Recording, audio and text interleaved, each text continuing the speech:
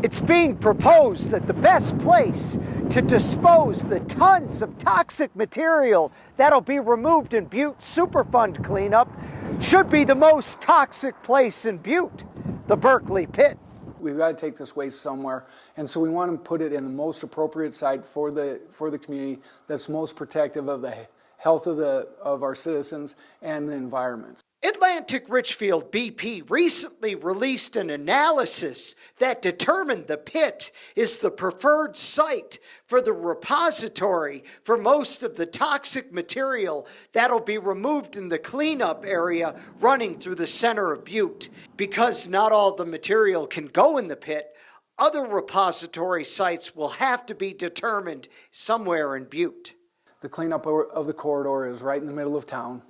There is going to have to be truck traffic that is going to take some of the materials to different repository sites. Using the pit is good news for people who were concerned that the repository site was going to be next to historic neighborhoods in uptown Butte. Several citizens spoke out last year against putting the dump site near the Centerville neighborhood. I honestly believe that if we didn't step up and fight this, we just would have saw dump trucks pulling up here this summer dumping stuff in the Dublin Gulch. The proposal also states that materials taken to the pit will be made into a slurry and pumped there through pipes, so it won't have to be taken by haul trucks. Officials with Montana Resources say they have the capacity and the resources to pump and deposit the waste material in the pit.